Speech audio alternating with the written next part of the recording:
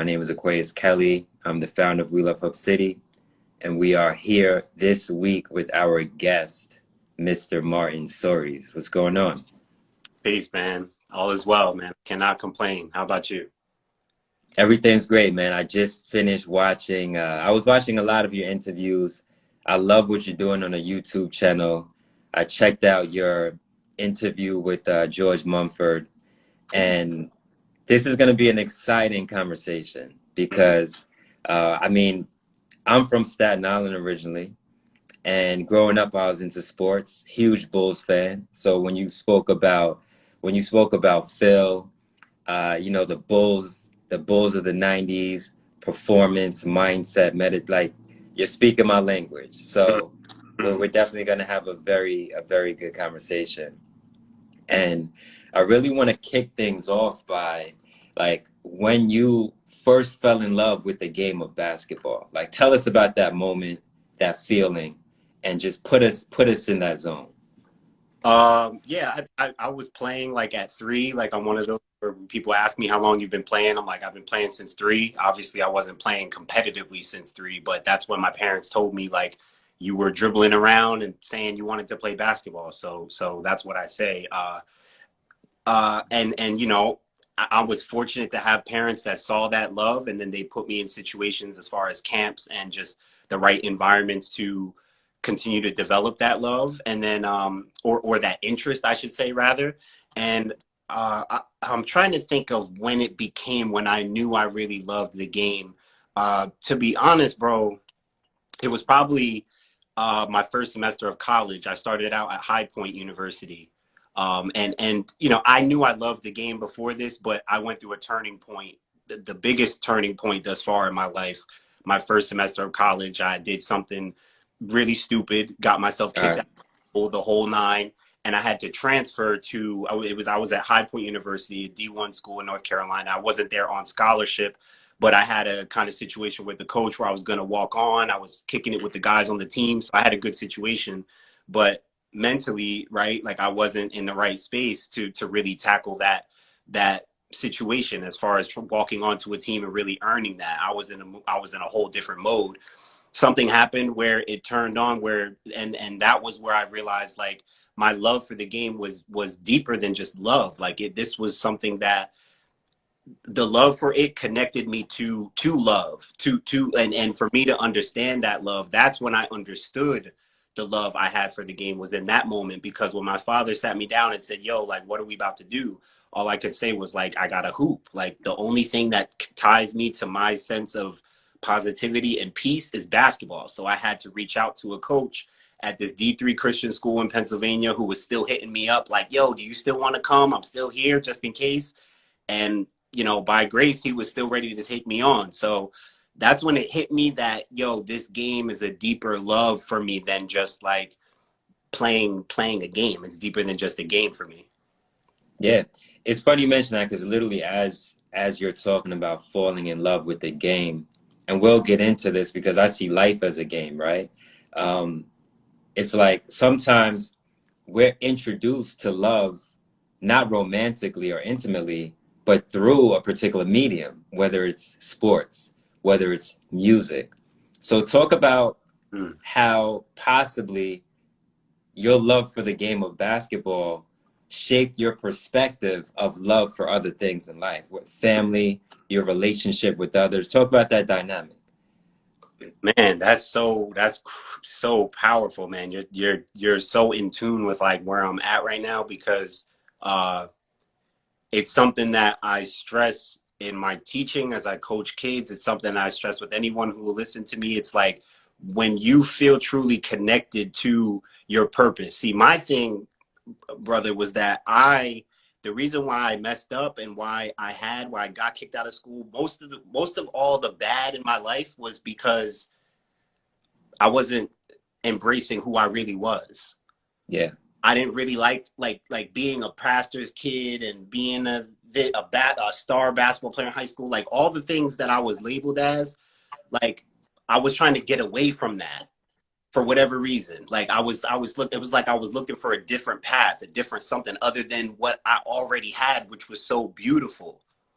And once I started to just submit and just allow myself to say certain things and do certain things that might sound weird, but like, yo, like this is me. Like I rock with meditation. I rock with, you know, the Buddhas and you know what I mean? Like I may not be Buddhist and I may not be a expert at meditate, but I'm with anything that's taken me to another level. And you know, basketball about the platform is that it opened up ways for me to use the game to find deeper senses of love, right? It's not just that I love to go out and get 30. Now I love that. I love to go out and cook somebody and get to it. I love that. But there's deeper levels to that love. So once I was able to just accept like, yo, you are gifted, you are powerful, you are positive. Like the negative stuff that you used to try and like tap into and see what like that's not even you. And what I had to realize, bro, is that I had way more power when I connected to the love. The love gave me more power. It connected me to more powerful people. It connected me to more powerful abilities. And the more I just accepted, like, and love isn't always fun and gleeful. Like, I mean, it can be rough sometimes, but once I Absolutely. started to embrace that, things started to open up in ways I didn't even imagine.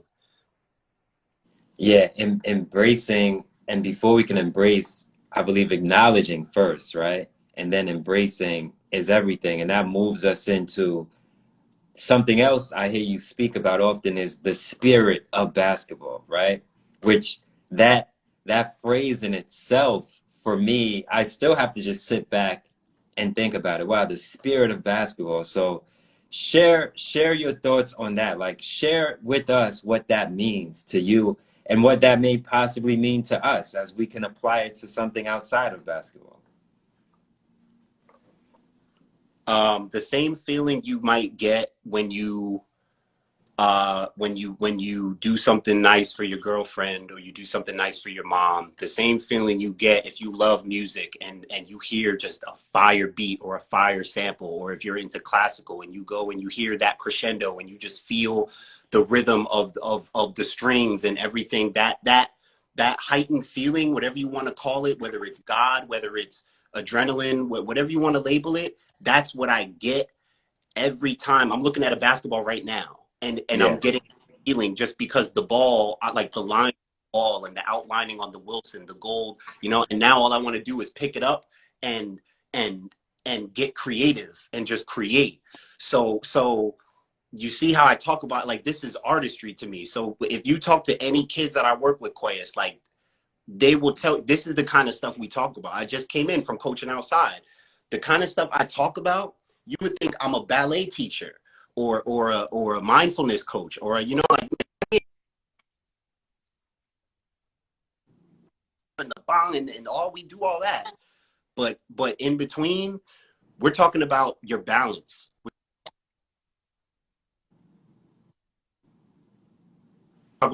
you're starting to break up a little bit. Right. So when I'm watching my kids play, like I'm not just watching if you're making every shot. I'm barely watching that. I'm not even watching. All I'm watching is your entire system. What are your eyes doing? What are your feet doing? How engaged are you? Because when I'm on the court, I'm in flow at all times. Whether I'm playing or if I'm in a constant state of flow with this kid that I'm watching train. I'm in flow with you right now. I'm breathing at the same level as you. Because in the confines of that court, Quay, it's like stepping into the matrix for me. It's like Yeah. I see angles. I don't see like free throw line and you know and rim and net. Like I see like it's literally like like code, like 45-degree angle, boom, wing, you know, slip under, like boom, oh, left, right, shift. Like I'm seeing all that. So the way that makes me feel made me realize eventually, like, yo, this game, like I know it ain't just me. That's why I Yeah. love talking to George Mumford, and that's why I listen to Kobe, and it's why the people I've learned from I've connected to, because I heard certain people like Phil Jackson, like Kobe, like Michael, talk about the game in this way, where I'm like, damn, I knew it wasn't just you. So that's what I experienced. That's what the game, you know, that's what the game does for me. funny you say that because 2 days ago, I actually delivered a PD. I'm a teacher, fifth grade teacher. And essentially, I see anything I'm doing, whether I'm speaking or hosting, is the act of performing, right? So in my head is, preparation. You have to get mentally prepared 30 minutes prior, hour prior, the day before. Performance, it's time to, go hard, apply everything we literally studied to the game. Feedback, right? Listening to coaches, listening to people. Yo, improve on this. You could do this better. Me and Sean right now, after we might have a phone call like, yo, this is what worked well. This is what we could do for next week. And then reflection, application again, right? So these are things I know you know about it because I've heard you speak about it. I'm familiar with the game of sports. It's something we can apply to our entire life. What would you say is the importance of that? And then I want to move into your influences with Kobe and MJ and everyone.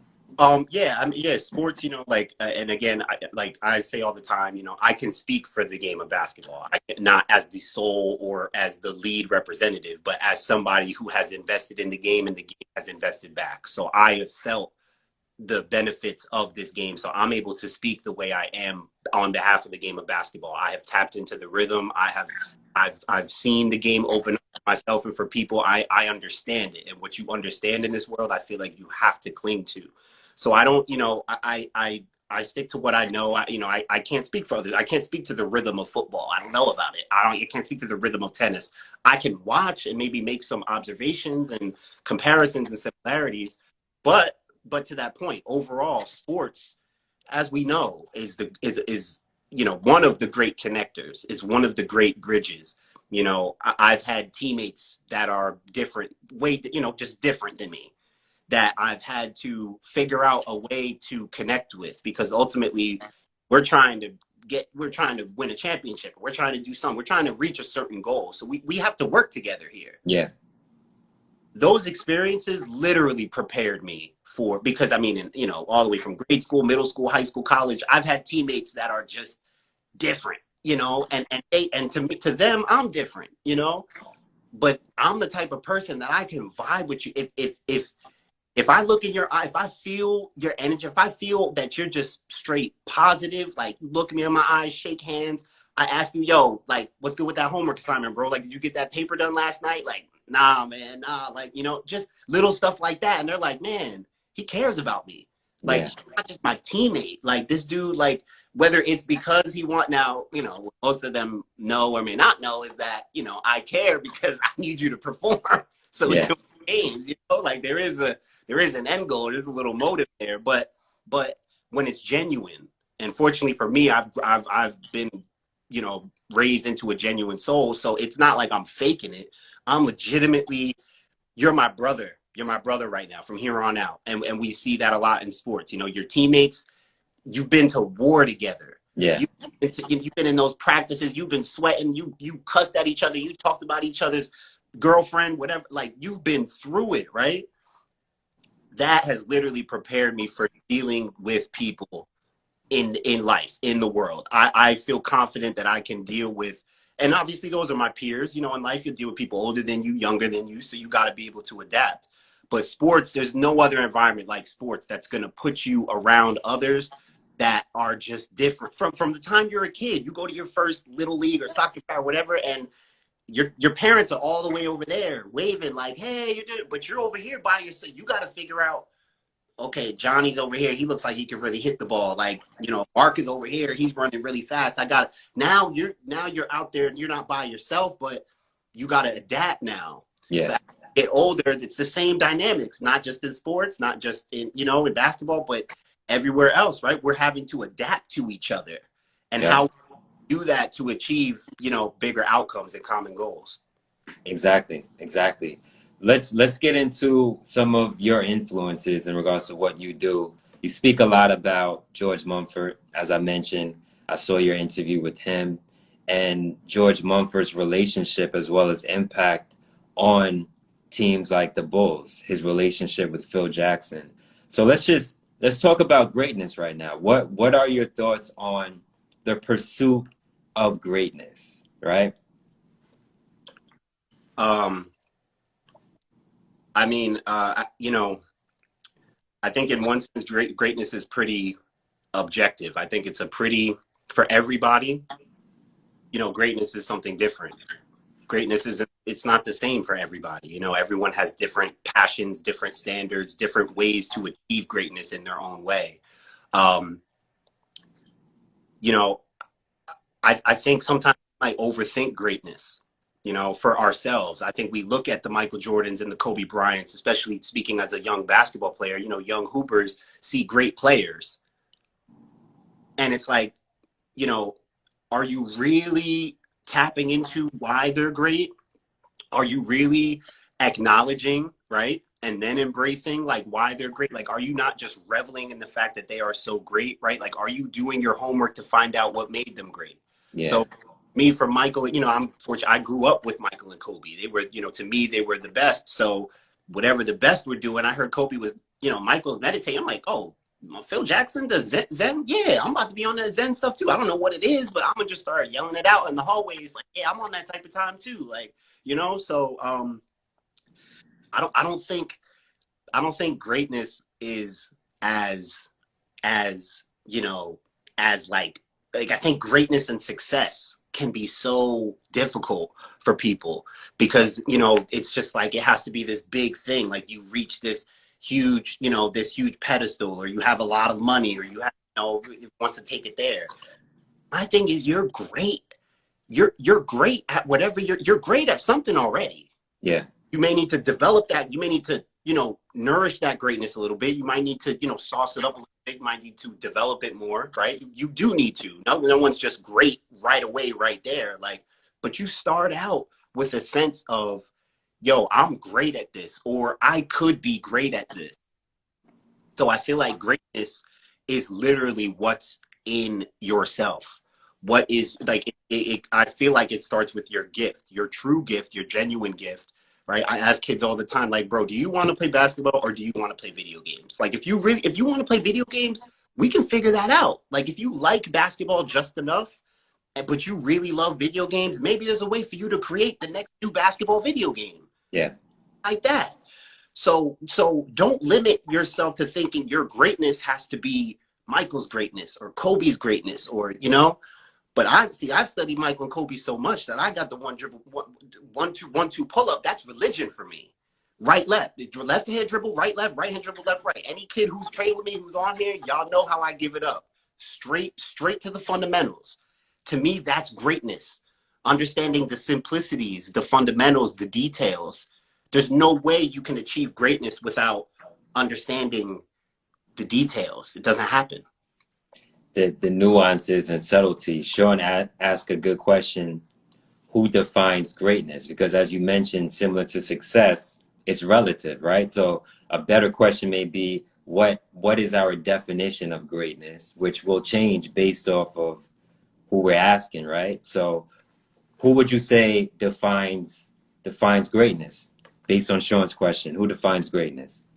I do think you know, I think as a society, I feel like we definitely gravitate towards our athletes and our sports figures. When you think greatness, you know, you're thinking Michael Jordan, you're thinking Tom Brady, you're thinking Muhammad Ali, you know, I'm the greatest. Like greatness because of the performance, you know. But I also think, again, we need to understand that greatness, like a single mom raising her kid, is greatness. That's greatness. Like, I don't care how many moves I have and how many buckets I scored in my life. I ain't built for that. And the Lord knows I ain't built for that. That's why he didn't place that on me. They say he don't give you more than he can handle. He Yeah. knew that I ain't supposed to have no kids right now because I couldn't handle that. Right. So to me, that's greatness. Like I see greatness in artistry. I see greatness in how you're approaching this interview. I like there's greatness in so many details. So I think it's hard to define it because it can be so diverse. You can find it in so many different places if you can appreciate it. Absolutely. Absolutely. So speaking about society, and specifically you're the founder of Basketball Society, right? So you your platform is focused on using basketball to serve society. You have the village, holistic hooper, spread love invitational. So tell us about your platform as well as the initiatives that you have been a part over the last few years. So, you know, the basketball society is interesting because I didn't start it to be what it ended up to be, and I started it as a blog because I thought that I wanted to cover the NBA, and you know, I watched Stephen A. Smith yell at me on TV every day about basketball, and I'm like, dog, I can't do this anymore. Like, I know I could get a check doing something close to this. Um, So, you know, the platform started essentially just to become something that could give basketball a life. I mean, like I said, I felt like I wanted to, I saw Stephen A. Smith, and it wasn't like I wanted to be Stephen A. Smith or I wanted to be on TV. I just knew that I could get paid doing something basketball related. But I didn't want to label, I didn't want to just be a coach or just be a writer or just be a, you know, I mean, most of the stuff I'm doing now, I wasn't doing 5 years ago when I really got started, 5, 6 years ago when I got started. It was a blog, and I was just writing up predictions for the NBA playoffs. Um, but the goal initially was to create a self-sustaining platform that could really bring my true understanding and love of basketball to light in a way that could serve society. Now, I didn't put it that way like that, but I knew I was onto something. I knew I was doing the right thing. As I said, in the last couple of years is really when we started to develop like who we really are and how people see us now. I've connected with people like my good friend Tyrell Grant out of Perth Amboy. He runs a great lifestyle brand called Let Me Eat. And I told you about my experience with this brother. He when I first met him, he was just like, yo, bro, like, and you know, we're so similar. He does camera work, he does basketball training. So we have all these things. He's like, he's just willing to help. He's like, man, like, where are we going? Where's the next tournament? Like, what, you know, and he's not asking for anything. All he's asking is like, yo, where we at, bro? What we doing? Like, what video? And I'm like, you know, and me being me, I'm asking him about his brand. I'm like, yo, maybe we could do a shoot with the new, maybe we could, you know. So we're going back and forth, just like naturally helping each other, which is rare today. The more you work with people, the more you Yeah. realize just how rare that really is. And it was just beautiful. 3 months later, we put together the first Spread Love Invitational Camp. And the first thing we agreed on was that we wanted a session for meditation and yoga during the camp. We wanted that to be one of the emphases because one of the first times I kicked it at Rel's house, he and his brother, I wrote a blog post about this actually. They invited me to meditate before I left to go home. It was late at night. It was cold. We were like out in the shed at their crib, just kicking it. I was about to go home. They're like, yo, you want to join a quick medi? I'm like, yeah, yeah, actually, I do. Like, we had never meditated before. You know, I knew that they like it, but you know, never. And Rel was like, yo, bro, you trying to grab a medi before you go? I'm like, yeah, bro, turn the lights off. Let's get it shaking. We put the music on, turn the lights off. About 30 minutes, we tapped in, and it was just beautiful. Like, and again, out of that, we put together the Spread Love Camp. We wanted to do yoga meditation. We wanted to start to build holistic hoopers, as it were. You know, and then eventually the village happened because we realized a lot of kids he trained, a lot of kids I trained, they know each other. And then we started Yeah. to hear these stories with our kids and their parents, and we're just noticing the kind of kids that come to us and that we train, and you know, just the dynamics of all of this. And Rel kept saying, he's like, bro, this is a village, bro. Like, when we all come together, this is a village. And then finally we made up our minds. We said, we sat down, we put together, you know, the plan for a platform. We're getting ready to unload some episodes, and we put out some kind of videos to kind of give you the feel of what the village is, what it represents. And soon enough, we're going to start unloading these kind of mini stories, you know, mini narratives about, you know, some of these kids, some of these stories, some of these parents, and just what's going on in their lives. You know, basketball is the backdrop, but the Yeah. village represents something so much deeper. So out of this basketball society, as I said, truly living in it and allowing myself to submit to the rhythm of life and where this has taken me, the game and the platform, I've linked up with other powerful people, other powerful minds who've helped to create, you know, you know, it may not be bigger, it may not have more followers, it may not have all that, but what it represents is something way deeper. And the beautiful part is I'm always me, and I'm always this. The village is basketball society. Yeah. Basketball society is spread love. Spread love is the village. LME is basketball society. If you get down with us, if you've been to art, if you know, you know, Yeah. right? This is a village, and together we're too powerful, right? That's super dope, man. And as you say that, I remember looking at the beginning of the George Mumford video, and you had like the spoken word artist in between. Mm. Dante Law, actually. I So, went to school with his brother Calvin. get out of here. We graduated from Piscataway High. Ooh, wow, Yeah, wow, yeah. wow, beautiful. So Wow. in terms of content and what I see you doing with the content, even Undefeated, is that LeBron's platform? Yeah. Undefeated? Yeah, Mhm. like similar to what they're doing. I always felt that one of the best ways to create social change is to leverage media. So that's exactly what I see you doing. So when it comes to media and storytelling, if you can expand on that, just get a little deeper, because it's one thing to, have basketball society, but you're literally incorporating storytelling, shifting the narrative, uncapping and getting into people's backstories, which is it's essential to really create that connection. Tell us about your approach to that and why you decided to take that route. Yeah, it's actually beautiful. I love how you put that because, like I said, I started as a blog. I wasn't thinking media, and my degree was in communication studies with media concentration. So I had, but it wasn't like I was trained to do media. It didn't set me up in the media world. It just kind of introduced me to it. Which at that time, this is around 2013 when I started my first blog. It's when blogging was really like taking off as a real thing.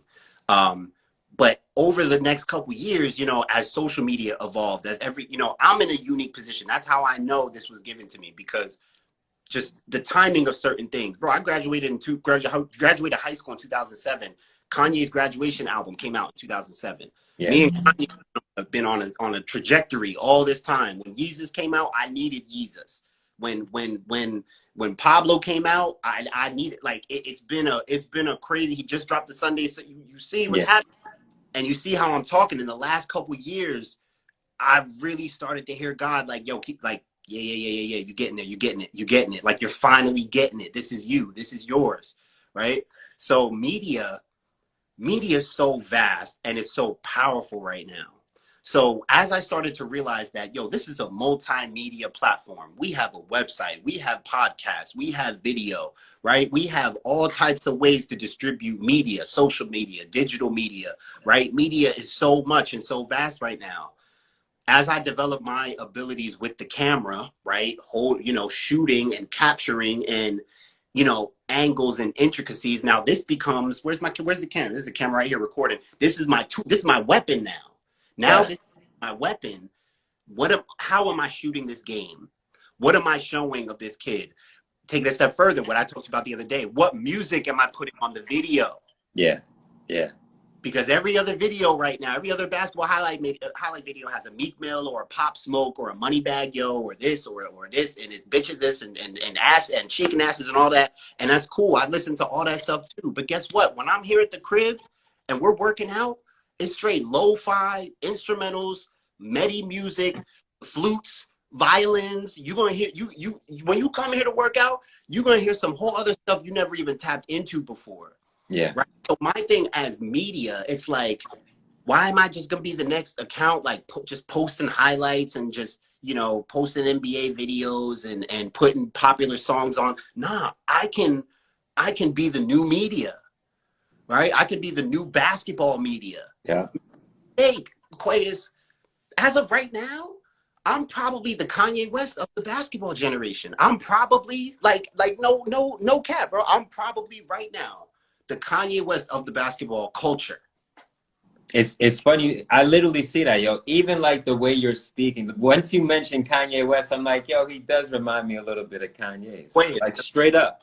the people who I'm most influenced by, my father, who's a pastor, he's a preacher. Yeah. You know Dr. Soaries, the gray patch, you know how my big homie gives it up. Michael Jordan, Kobe Bryant, Malcolm X, Louis Farrakhan, Kanye West, Phil Jackson, and I mean, the people I'm naming are the people that I've studied the most in life. Yeah. So I can talk. I can talk. I'm the son of a preacher. And I came up listening to Farrakhan and Kanye and these people talk about, yo, you can't box me in. I can lead people to liberation. I can use what I've been given to create something new and to empower people. And the same feeling I talked about that basketball has always given me, it's like, wait, camera, computer, phone, website, right? I got knowledge. I can coach. Wait, hold on. This ain't just about basketball. I can change people's lives. Yeah. I can open up new opportunities. I can make a little bit of money too while I do it. I ain't gonna be a broke Negro out here. You know, I ain't gonna be a broke woke Negro. I'm gonna be a broke making money Negro. You know what I'm saying? So media, like, I'm approaching this whole media thing, you know, different. I'm not saying I'm better. I'm not saying I'm the best. Eventually, when I get there, I will start telling people, yo, I'm the best right now. I don't just tell them that I'm just think of it as I'm Ye. Ye may not be the best rapper. He may not have ever been the best rapper. He may not have ever been the, you know, whatever. You might call him the best musician or the best whatever or something. But Ye is always going to be Ye, period. Yeah. And you can't shut him down. You can't shut him up. And his gift is everlasting, no matter what you think about him, what you like about him. And Yeah. the man now has, you know, thousands of acres out in Wyoming now. I mean, you know, I'm not saying Kanye is the greatest individual to ever live. I'm just saying, Ye is Ye. Yeah. Yeah. Straight facts, man. And as you're saying that trajectory towards your definition of being the greatest version of yourself, seeing that in your mind, they have something called the creative gap by Hourglass, right? We have a vision.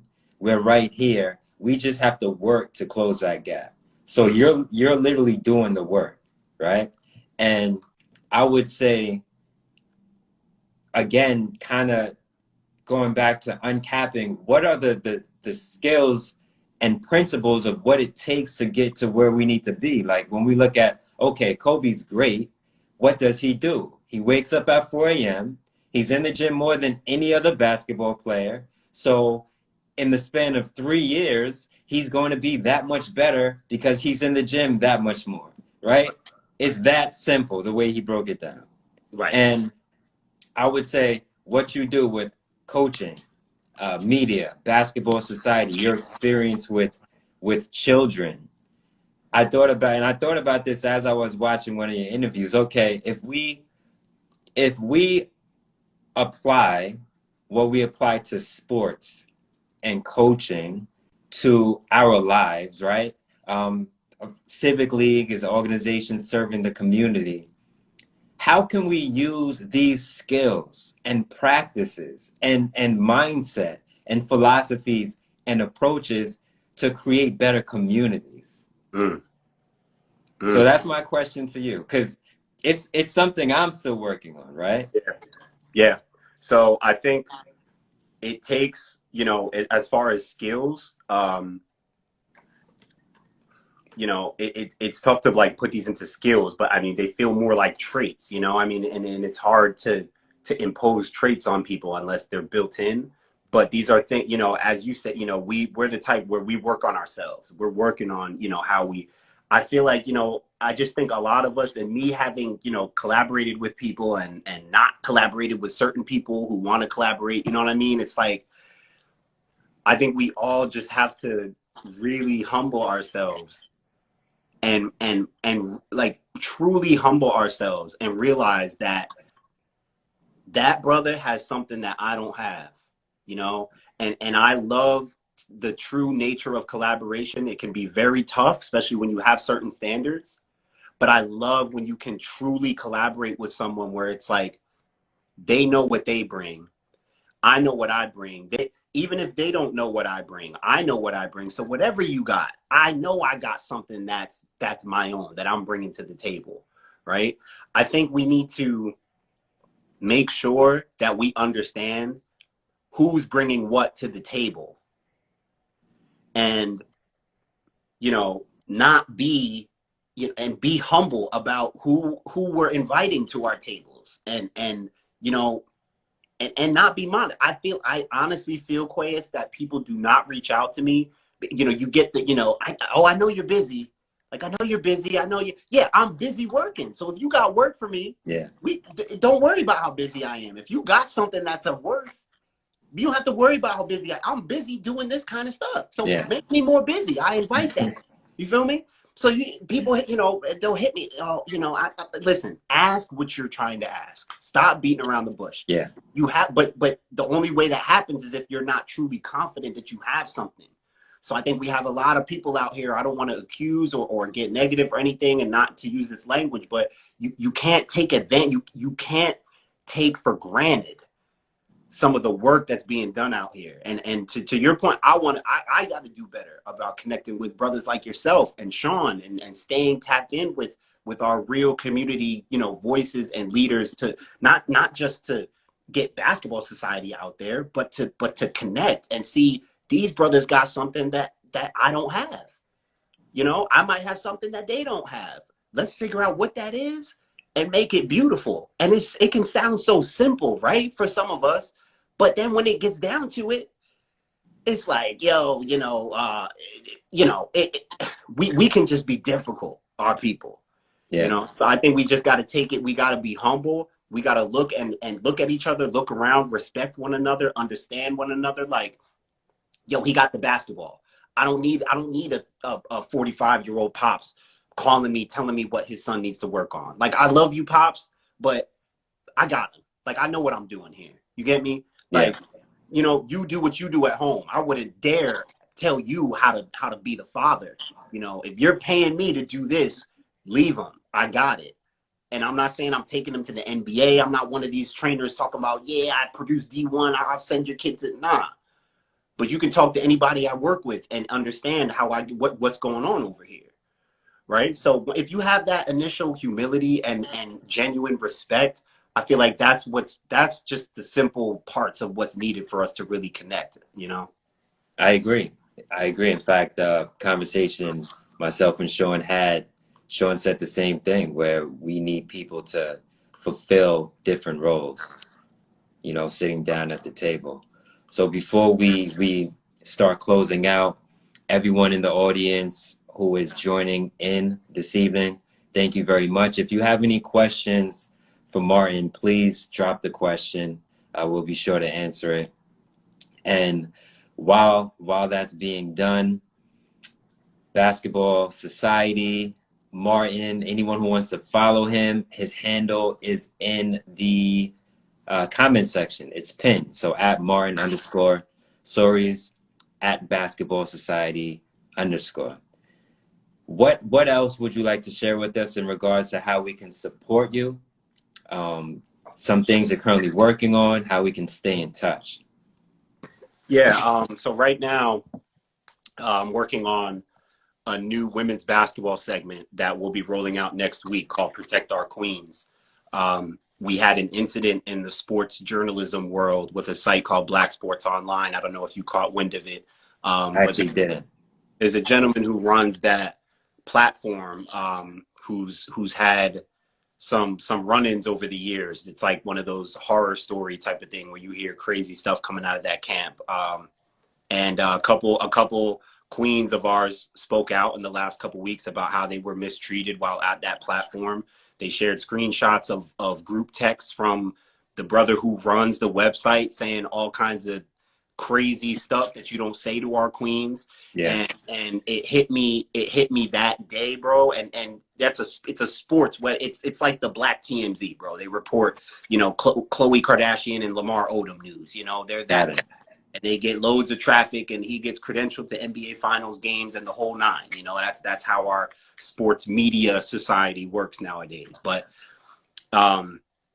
it hit me that day that I needed to. It already hit me when Kobe passed, and I felt like I was kind of already doing my part, but not as much, not as strongly, not as aggressively enough for the women's game. I grew up with Tasha Pointer, Cappie Pondexter, two of the great women's basketball players ever at Rutgers. I've grown up around women's basketball. I have too much of a respect and reverence for it to not honor it. And so it really hit me when that incident happened a couple weeks ago with that website, you know, compiled by the Lost Kobe earlier.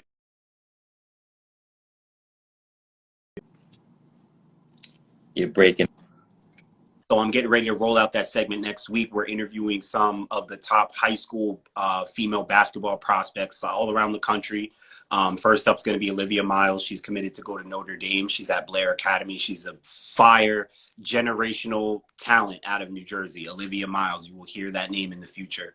And we'll be talking to players, coaches, members of the media, just women, queens who are putting on for the basketball culture in today's generation.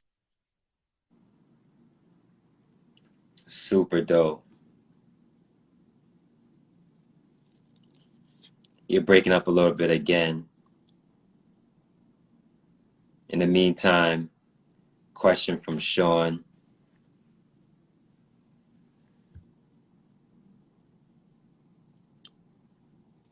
Hopefully we get Martin back.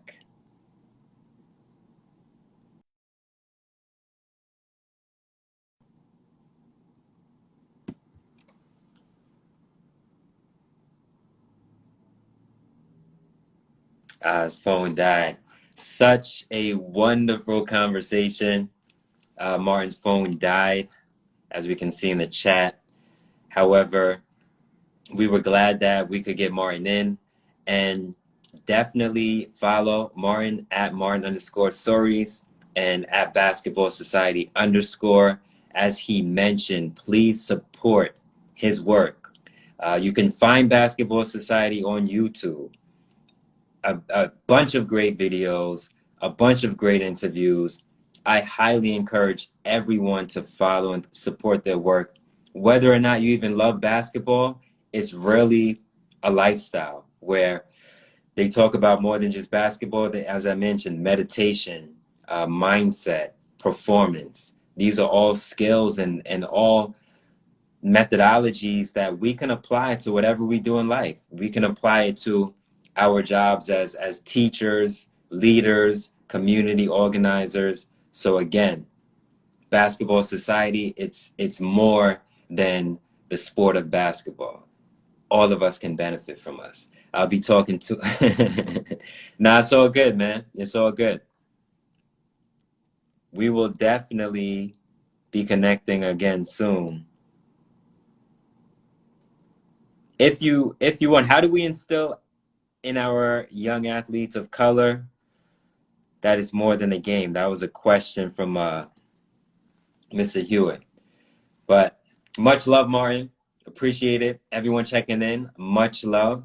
We will see you again with our future guests, which is to be announced. And until then, enjoy the rest of the week.